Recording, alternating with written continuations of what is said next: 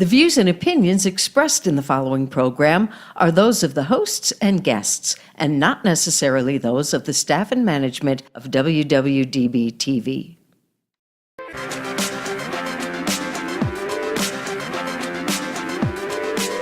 Whether she's walking the red carpet or doing interviews, you'll find her with celebrities and all the latest news. She's here, she's there, she's everywhere, she's always on the go. So sit back, relax, and get ready, 'cause it's the Corey Taylor Talks Show. Hello everybody, and welcome to Corey Taylor Talks, live from Las Vegas, the #1 teen talk show. I am beyond excited about my guest today. He is so incredible, and he has some really amazing things coming up, including just a phenomenal book about a phenomenal woman. And it's truly such an honor to have him on. So I have the one and only Geoffrey Mark with me. So hi, Geoffrey, how are you? Good evening, worldwide friends. Thank you so much, Geoffrey, for being on. I mean, truly, it is just an absolute honor. You are so amazing, and what you're doing is fantastic. You flatter me. Keep doing it. I will. There's so much to flatter, because you, like I said, you are so decorated. You're Emmy Award winning. You're Grammy nominated, which I think in itself should tell everyone right there enough about you. But not only that, not only do you have your own stuff going on, you're also an author, and you have this really, like I said, just phenomenal book about just an incredible woman, and it's just coming out. So why don't you tell people a little bit about it and about Ella, because I mean, really, I am so excited about it. Well, thank you. Ella, I think, is one of those rare people from her time that is known across the board. Older folks love her, and when young people hear her, they fall in love with her. Yeah. Ella has a 7-decade career, starting in the mid-1930s as a teenager, as a big band singer, and going up to the early 1990s as an elderly woman who was still able to make her audiences happy. Yeah, absolutely. And, not only because especially even nowadays, but especially for her time, to be a woman of color in that time and be so successful and do so much for the community and stuff. I mean, that really is phenomenal. Not only was she incredibly talented, but it seems like she was beautiful inside and out. Well, and let's break down what you just said into two separate things, because they're not a one-thing deal, and especially the young women who are listening to us tonight. Yeah. It wasn't only that Ella was African American. That was its own difficulty back then. Mm-hmm. I don't know how much things have gotten better. I agree. I know they have gotten better, but they're still difficult. But she was a woman, and a very young woman, literally 16 when she started performing, in a completely male-dominated, brand-new thing in show business. The recording industry was not very old. The radio industry was not very old. Completely controlled by men. Yeah. And men who were not African American. And here was this youngster who came from an unhappy home, who had been through physical, emotional, mental, and sexual abuse, and literally living on the streets before she became famous. And yet, somehow, despite that beginning, despite what society then saw as negatives, the society was wrong, but they saw it as negatives. Despite all of that, Ella prevailed and became a million-selling recording artist, made several films, although she was never a movie star, was all over radio, all over television, and since this is a worldwide broadcast, worldwide. Ella is even more famous in Japan, in Europe, in South America, than she is in the United States and Canada. Wow. There's something about her talent, her ability to sing from the heart. And this is interesting. There have been through the years, lots of wonderful singers who sang from the heart, who could make you cry, who could make you laugh, including many of today's young women who are wonderful. But someone said this to me, and it makes a lot of sense. A lot of these women, you feel their heartbreak when they sing. When Ella sang, she made you feel your heartbreak. And maybe that's why she lasted so long, because she sang it in a way that you felt it personally. You didn't feel her. I don't know if that makes sense to our listeners out there. But Ella went through big band. She went through being a solo singer to being a pop recording artist, going into jazz, and then she becomes a legend after a while. And the legend continued to grow until the day she stopped performing because of illness and age. But she knocked down every barrier, every door, and yet she was a very shy woman who did not have a big personal life. Her life was about her music, her performance, and pleasing you guys out there who are listening.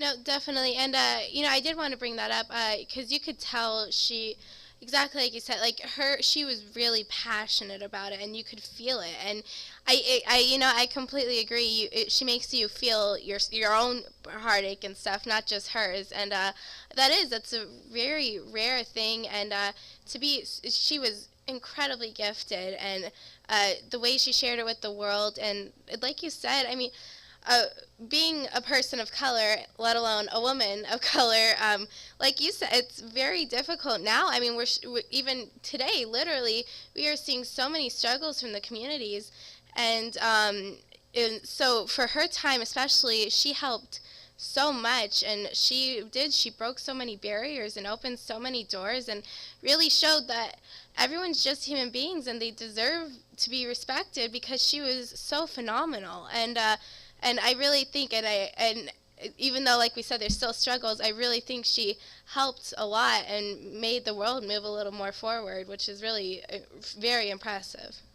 We could probably spend the entire hour just listing, I should say, the names of African American, and we should probably add Latino and Asian, because she broke doors down for everybody. Right. Performers who have come since her, that she took the hard knocks so they didn't have to.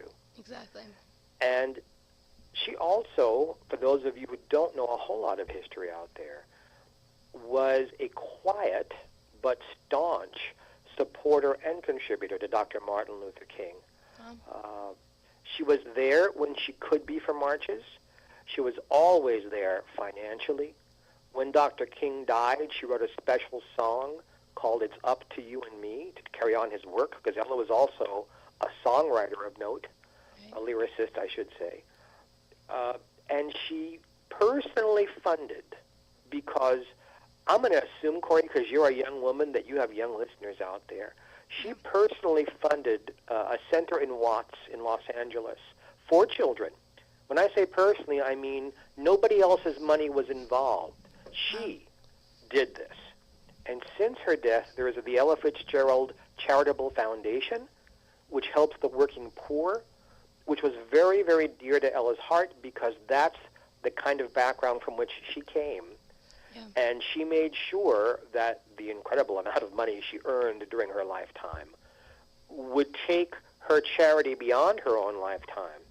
And it today is still helping people. In fact, I'm going to be singing all around the country promoting the book, and I'm singing Ella songs to her original arrangements.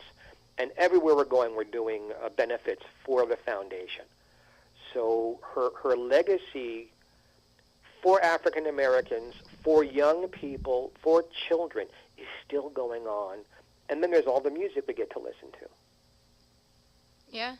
And like you said, I do want to talk about the foundation as well, because I also believe the profits from the deluxe edition of your book will be donated to the Ella Fitzgerald charity as well. Am I correct? Yes. How can I write a book about Ella and do the decades of research that went into it and talk so much about her music. I mean, kids, we cover every song, every album, and maybe that doesn't sound a lot to you, but we're talking from 1935 to 1990. That's a lot of songs. She is the most recorded singer in history, plus her private life. How can I do all of that? How can I respect the woman and her work and what she stood for and not help her legacy with charity go forward as well? So yes, I am very involved with the Ella Fitzgerald Charitable Foundation. You can find them online if you want to contribute to them. They'll be very happy to take your contributions. A portion of the proceeds from the deluxe edition, and we should talk about the deluxe edition because I am so excited about it. Absolutely. The reason it's called the deluxe edition is I had done a show in April at the Grammy Museum in Los Angeles with the great Patty Austin, and we did a show about Ella's 100th birthday because this is her centennial year. And I ran into a publicist for Universal Music.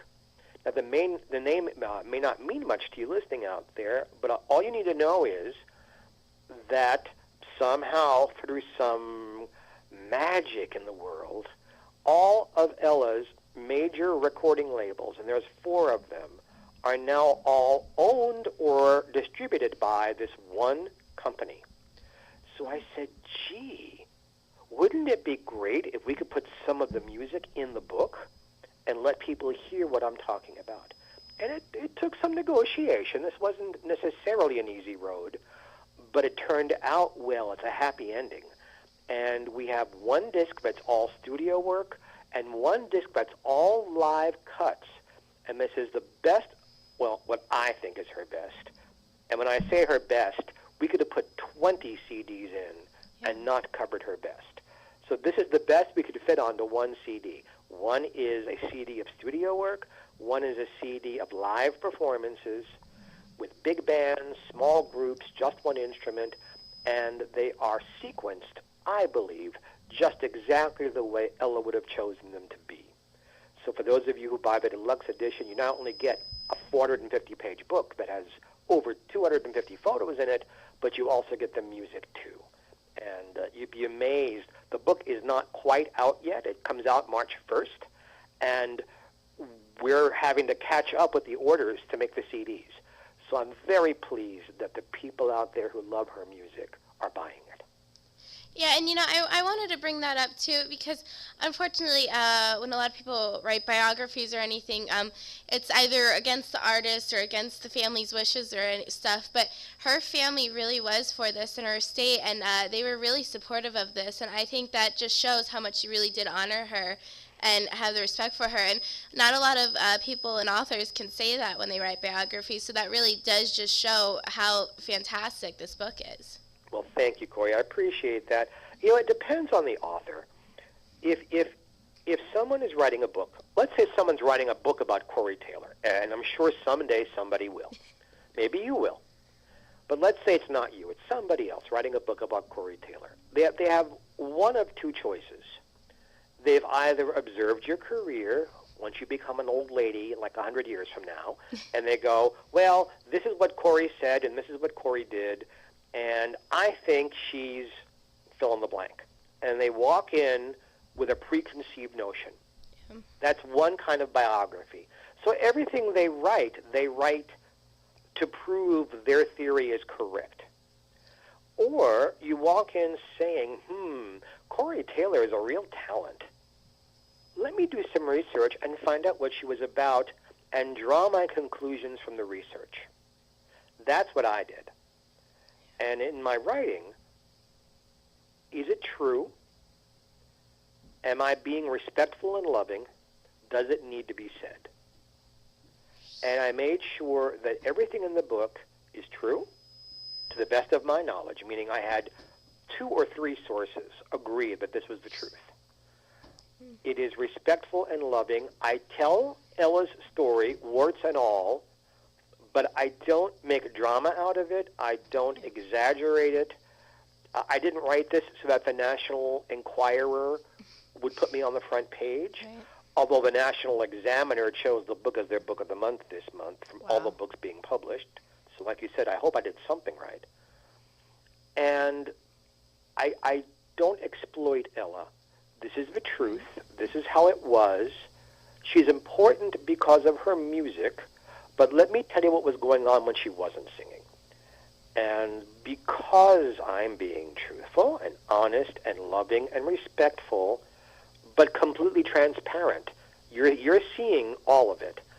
I think maybe that's why the Foundation thinks it's a good book. I hope they do. I assume they do. And the reviews we're getting are wonderful. And I also must mention, although you didn't ask, I must because I forget to sometime. My publisher's name is Mies Hora. Mies is a genius graphic designer. And he has designed a book like I have never seen, so that every page is gorgeous. The cover and back cover are gorgeous. Even I look gorgeous in this book. And we have a whole section of photos up front, a whole photo essay of Ella's life, even before you get to my prose, 50 pages of it. Wow. And then there's photos and posters and album covers and sheet music, all interspersed throughout the book, so that nobody ever gets a chance to, not with my writing that anyone would get bored, but nobody visually gets bored. Nobody gets visually tired. There's always something for the eye. And I'm so proud of what he's done with my writing, and together we've really made an excellent product. Oh, definitely. And, I did, you mentioned a little bit about the reviews. I wanted to read just a couple of the reviews because really, it just got absolutely amazing feedback. And if that's all right with you, I'd love to read a few of them. Oh, you're going to flatter me some more? Please, I am, please of course. I have to. It's kind of impossible not to because you got so much to flatter. But, okay, so let's start with James Gavin, who is an award-winning author himself. He said, finally, Ella Fitzgerald has gotten the biography that she deserves. In Geoffrey Mark's empathetic but clearly-eyed portrait, both the vocal legend and woman are brought vividly and insightfully and movingly to life, which I think right there should tell everyone everything. That's a glowing review. Then we got Randy West, who is, of course, a jazz radio show host and a legendary TV announcer. He said, nobody has ever captured the amazing life and exemplary career of the premier chanteuse as well as Mr. Mark and has in his book. This is an authoritic, I can't read. I'm sorry, I'm kind of blind today. Anyways, will remain the last, and that will remain the last word on Ella Fitzgerald. I think the word you were stumbling over, not that I have this memorized, mind you, is Sure. authoritative compendium. That's right, compendium. That's right. Yes. It's a hard word, and I'm blind, so That's okay. it's a double whammy today. And this Only in America story, which I do want to bring up too, she came from a very tough background, and she made it through, which is phenomenal, and became such a huge success. But this Only in America story is told with accuracy and great regard by Mr. Mark. His research and writing styles make the definitive tone of the First Lady of Song. This book would have made Ella proud, and that's by Don Wardell, who is a Grammy Award winner and a great American songbook radio host at 107.3. So, really, all glowing reviews, and I think that should just tell you everything. And they know about the industry as well, and I'm sure they are huge fans of Ella, as I'm sure everyone is. So that right there, that just shows, and those are just a few of the tons and tons and tons of reviews. So, really, kudos to you, because that is just fantastic. Yes, and I'm stumbling for words only because I am humbled by the way the book is being received, including by the way you are receiving it. Of course, anybody who does any work in show business, or I guess any kind of work at all, wants to know that his work is being well received. This is going way over the top, and happily so. Ella deserves it. Ella deserves it. I'm glad people think I've done well by her, and I'm awfully, awfully pleased how this has turned out, and I'm thrilled to be touring the country, and I'm thrilled to be singing her music. I'm a very, very happy man. Yeah. And, also, Geoffrey, I wanted to bring up, too, I was also told that you are basically like a walking historian of music history. And so, with that being said, out of all the people you could have chosen or want to have written a book about, you chose Ella. And so, I think that really shows what an incredible woman she was too. And I think that's awesome that you chose her. Well, I like to write about people who are the best at what they do. I've written a book about Ethel Merman, who may not be a big name to young people today, but from 1930 to 1970, she was the biggest star on Broadway in musicals. I wrote about her because she was the best. Yeah. I've written a book that's going to come out again next year, revised, about Lucille Ball's career. Lucille Ball was the best at what she did on television. Ella is the best at what she did. There is a wonderful little story told by Andre Previn, who was both a jazz pianist and a classical pianist and a musical arranger and an award winner himself. And he said, there is this game that musicians play backstage before a show goes on to kill time. Who's your favorite pianist? Who's your favorite bass player? Who's your favorite trumpeter? And people discuss. He said, but if it comes to who's your favorite singer, the game cannot even continue for 1 second more unless the next phrase is, you mean besides Ella? Right. Because musicians all felt she was the best. Yeah. So there's Ella and there's everybody else. Yeah. And I also wanted to say, too, the Lucy book, I'm a huge Lucille Ball fan, and that was a huge book, and you have quite the resume yourself. I mean, you've done so much, and you're also a stand-up comic, which I think is why you're so funny. I mean, you're making me laugh quite a bit. So I want to talk a little bit about your personal career as well, because you have a huge resume behind you, and you're a man of many different talents. So why don't you talk a little bit about your personal career as well? Oh, good heavens. Talking about me is my favorite subject. Perfect. Let's narrow this down a little bit. I know I sound like I'm only 25, but I'm not. I've had a very long career. I got started in show business, professional show business, at the age of 15. Wow. And I only waited that long because my parents wouldn't let me before that. I was talent scouted as an 8-year-old, and my parents turned people down. So I've been at this. I've been literally and figuratively singing for my supper for a very long time. And I love it. I have loved every moment of it. When I talk to young people, and I do talk to young people, I mentor young people in show business, and the first thing that grabs me, or sometimes doesn't grab me, is, what do you want to do when you grow up? And I don't mean 8-year-olds, I mean 25-year-olds. Right. I've known what I've wanted to do since I was 2 years old. There has never been any question in my mind where I was going to be as an adult. I didn't know that I would be emancipated at 15 and living on my own, but at 15, legally, they're going to say, well, you're a grown man now, you're on your own. I didn't know that would happen. And as long as we're being honest, because I'm always honest, because I have some fans out there too, not like Ella, but I have to be honest. There was a period in my 20s where I had a problem with alcohol and drugs. And it slowed my career down to a crawl because I had no motivation.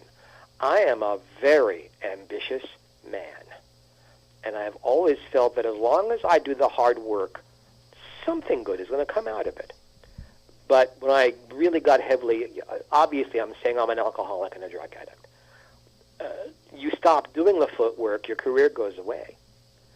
So just after I turned 30, I had to make a decision, are you going to live or are you going to die? And I decided to live, and I got help, which means this coming April 1st, I will be clean and sober 29 years.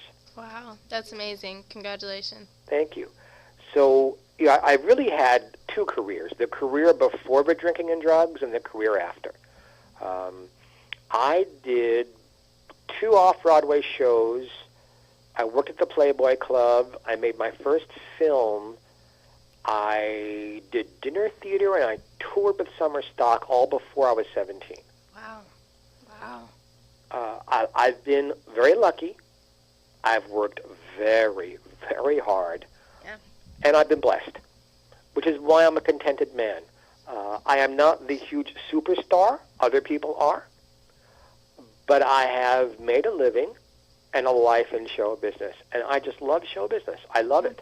And I hope whether you're seeing me make you laugh, and you made my evening when you told me I made you laugh. Whether I'm making people laugh, or I'm singing a song that makes them happy, or I'm writing something they enjoy reading. I've had radio shows of my own. We did a count just to okay, how big the rock that we threw into the lake, how big are the waves going out from that rock? I think something like 15 or 20 million people have been exposed to my work through the years. Wow. And that's, again, that's not superstardom, but that's a lot of folks who have become aware that I exist. I'm so pleased.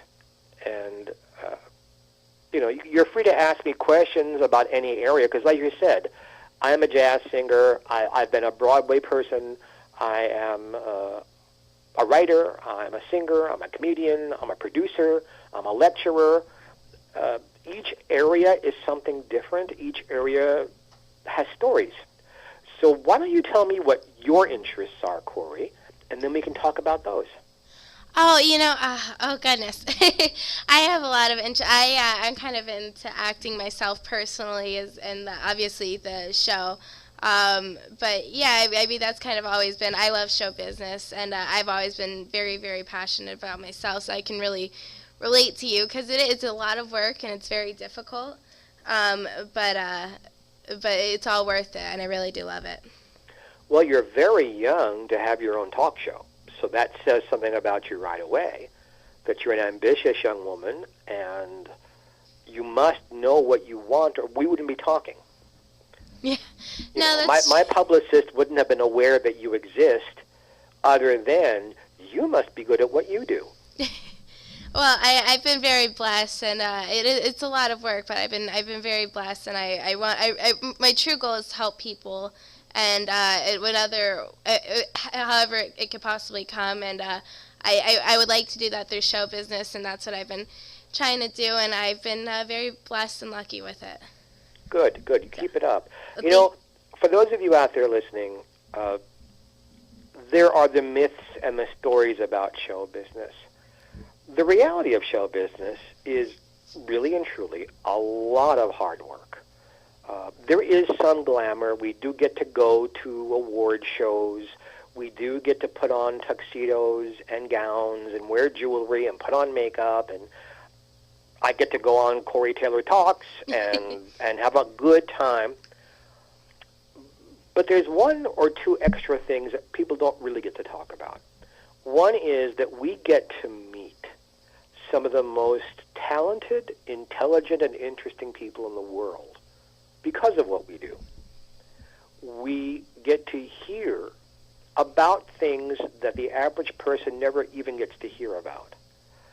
And we do get to taste the good food, and we do get to travel more than the usual person does. These are the perks of our hard work. But I think people in show business who are in it for the long haul work just as hard as anybody else does.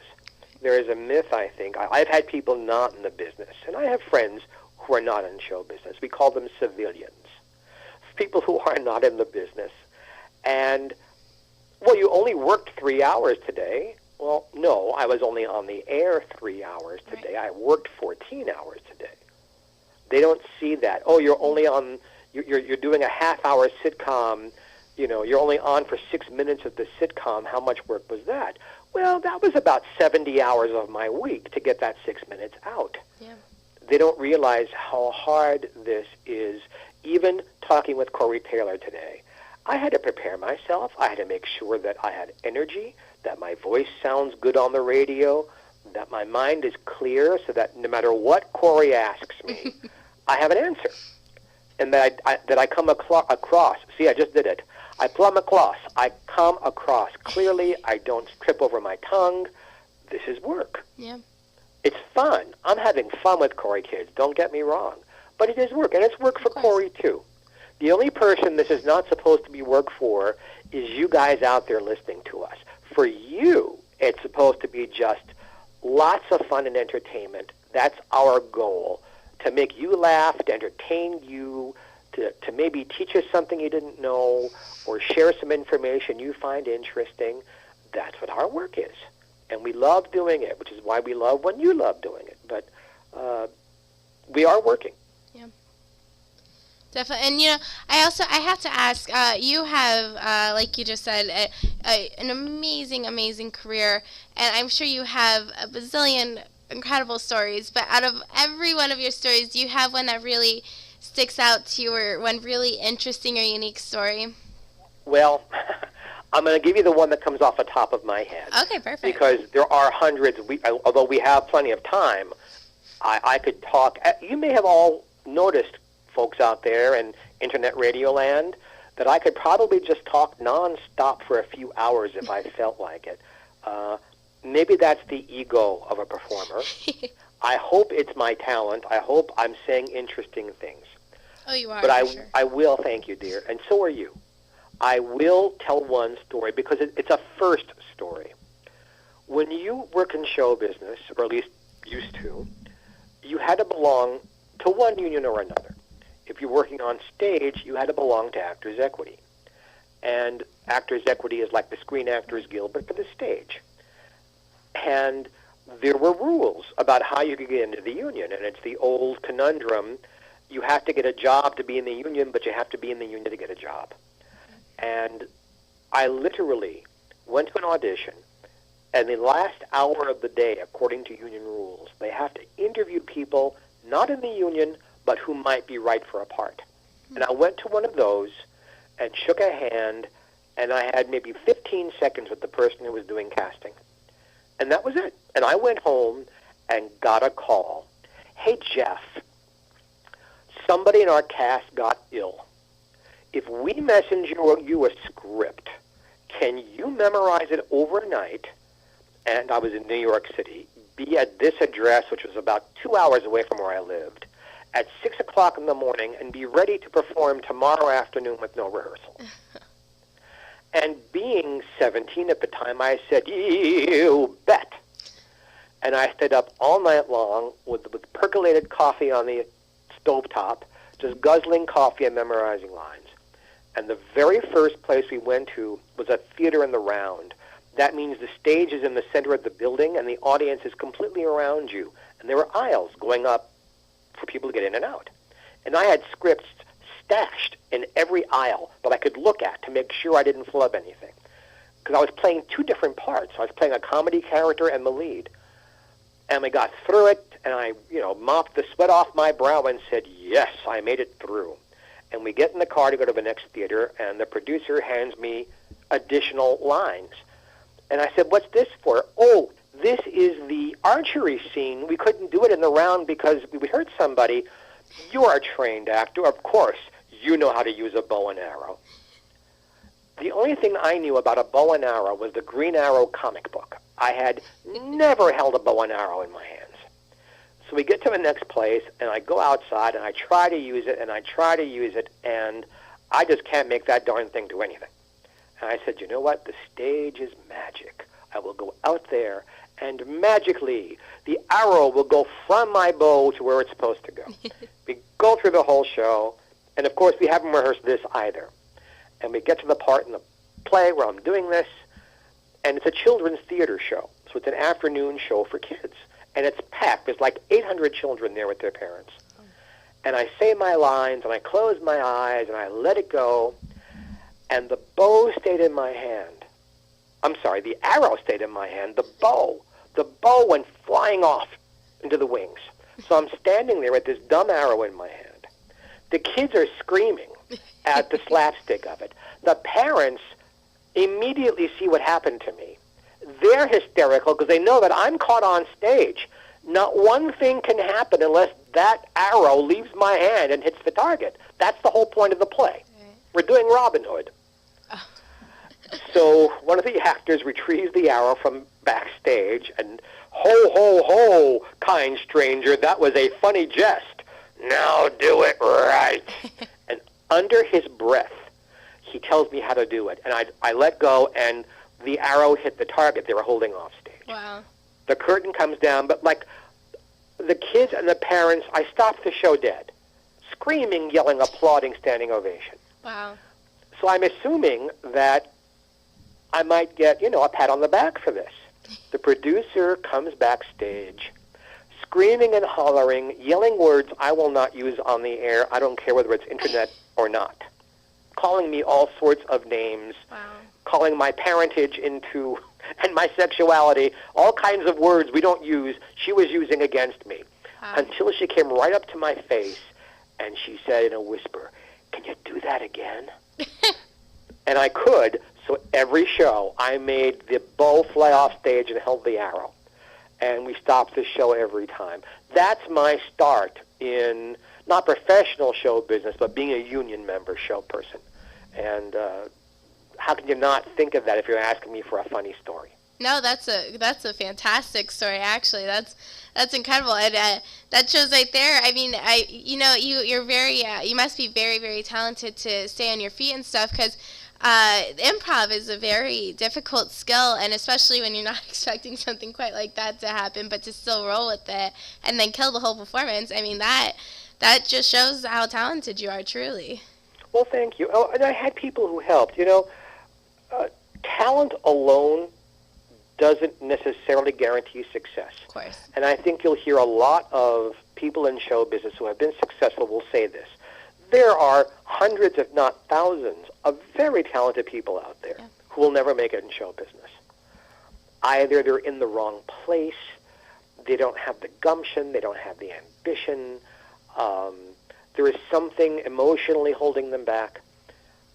I always wanted this so badly, but also I was lucky enough to be aware that I had to surround myself with people who were more experienced than I, more talented than I, smarter than I, that I could learn from. And I allowed myself to be a sponge. So when I had an opportunity to do improv on stage, I did it. When I had an opportunity to do children's theater, I did it. I did readers theater, where you read out loud from a script, theater in the round, theater in the three-quarters, theater in front of an audience, theater in front of a camera, movies, television, radio.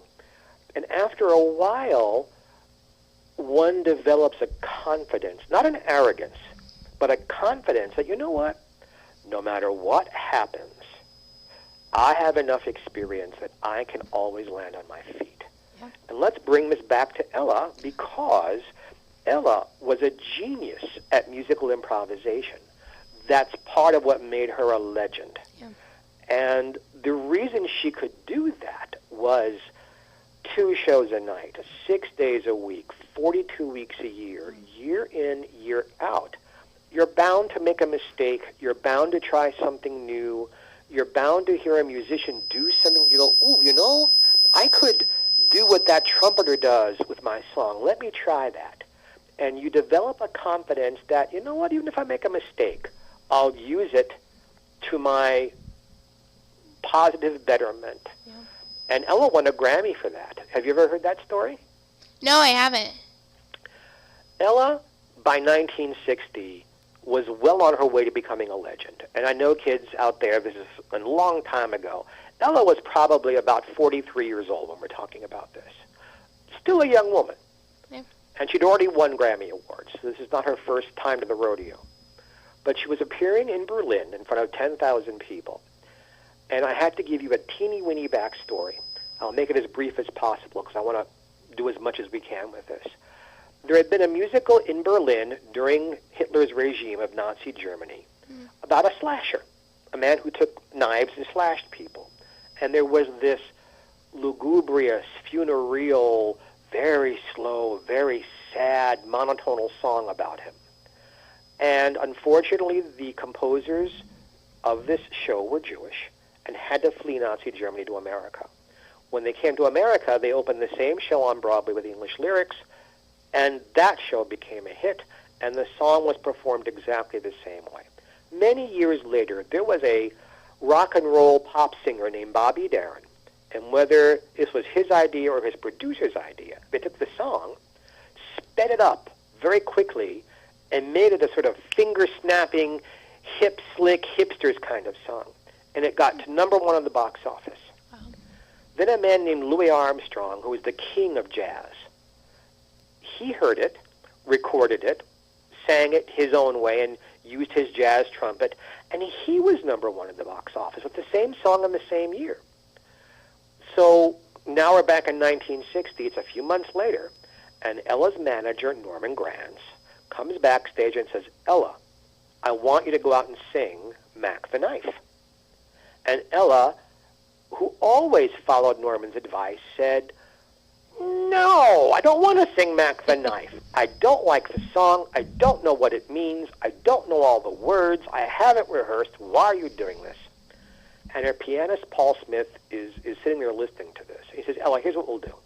We'll do this little vamp, da-dum, da-dum, dum, dum, dum, dum, dum, dum, dum, and you sing it. Just do what you want with it. And Norman said, Ella, we're in Germany. They don't speak English. They won't know the difference, but they'll recognize the tune. It's a big hit song. So she went out there, and Paul did his little vamp, and Ella even says, we've never heard a girl sing it. I don't think we know all the lyrics, but here we go. And she gets through about, 3 or 4 stanzas of this song and just has no idea where she is. Now, she could have done lots of things. She could have stopped the song. She could have giggled. She could have scat sung her way through it. What she did in front of 10,000 people was make up a new song on the spot. All of the lyrics fit the meter of the song. The lyrics all made sense, and they rhymed in exactly the places they should rhyme in a song, all off the top of her head. Wow. What became of that? A Grammy for Best Song of the Year, a Grammy for Best Album of the Year, and Mac the Knife became her second theme song after her original first big hit, A Tisket a Tasket. That's the night Ella Fitzgerald really became a legend. The audience went crazy because Norman Granz was wrong. They did speak English. They knew exactly what she had accomplished. And they gave her so much love, so much energy, that she followed Mac the Knife with a scat song that she was doing called How High the Moon. And when I say scat, for those of you who don't understand what that means, it's when you don't sing the words, you bebop. Like that. 7.5 minutes of that. 2 minutes of it was just a drum hitting a cymbal behind her with no musical accompaniment. Those 2 songs, Mac the Knife and How High the Moon, done back-to-back that night in February of 1960 in Berlin, is the finest jazz vocal ever done anywhere and probably ever will be done anywhere. Oh. That's why Ella Fitzgerald is a legend. Definitely. And, we're actually, which I can't believe, we're already getting towards the end of our show, but I did have to ask, what's your favorite Ella song that you sing, and can you sing like a couple bars for us? Oh, good heavens. Well, you know what? She recorded so many hundreds of songs. Yeah. It's hard to give you like one. There's a ballad I love and an up-tempo song I love. So I can narrow it down to 2. The up-tempo song is How High the Moon. And the ballad is a Paul Williams song that she heard in the 1970s and began singing. And it's called Ordinary Fool. And the only other person who ever recorded it beside Ella was Karen Carpenter. So I'm going to let Corey Taylor tell me, do you want a little bit of the up-tempo or a little bit of the ballad? Ooh, I don't know, whichever. Let's do up-tempo. Let's just do up-tempo. I don't know. Okay. How high the moon is name of the song. We're singing How High the Moon. Though the words may be wrong, I'm singing this 'cause Ella loved this. So I'm singing this just for her. How high the moon does it touch the stars? How high the moon does it reach up to Mars? Though the words may be wrong to this song, we estimate how high is the moon. And then there's 6 minutes of scatting after that. But Wow. For that, you have to come in person to one of my live Perfect. shows and see me do it. That was awesome. That was really, really awesome. Hard to do with no musical background. I pulled it out of the air. I hope I was in tune. Oh, no, you were perfect. You were perfect. I have never, Corey, you're the only person who has ever gotten me to sing on the radio before. You're the only one. Well, then I feel very special. I feel very special. And then I have one last question, and then Sure. we'll have to wrap it up, which I am very sad about. But if you could have dinner with anyone, dead or alive, who would it be? And I have a feeling it'd be Ella, but I mean, you might surprise us. So who would it be? I have to surprise you because although it is a wonderful question, I can't pretend like I haven't been asked a question before. And this may reveal a little bit about me personally, since you asked earlier. I didn't have the greatest childhood. My parents were mentally ill, and there's a lot to be said about that some other time when you're interviewing me just about me. But my mother's parents were two of the most loving, nurturing. They believed in me. My grandmother knew almost from the time I did that I'd end up in show business. They never cared how I lived my life as long as I was a good man and as long as I was being ambitious and living up to my potential. They're both long past, and if I could choose anyone, I would love to have dinner with my grandparents again. That's because whatever I am today, I believe in God, and God gave me the talent. But whatever I am as far as the nurture part, the nature part, brains, talent, my magnificent good looks, all of these things I was born with. I didn't do anything to earn them. What I've done with them is the nurture part. And whoever I am today, whatever I've accomplished, you can thank my grandparents because on paper, I probably should have become a heroin addict and died a long time ago. But for the nurturing they gave me, I'm able to be on the air with you today and spread joy and happiness because that's exactly what I feel in my heart. So I would love to do dinner with them one more time while I'm still alive. After I'm gone, I'm sure I'll have lots of opportunities.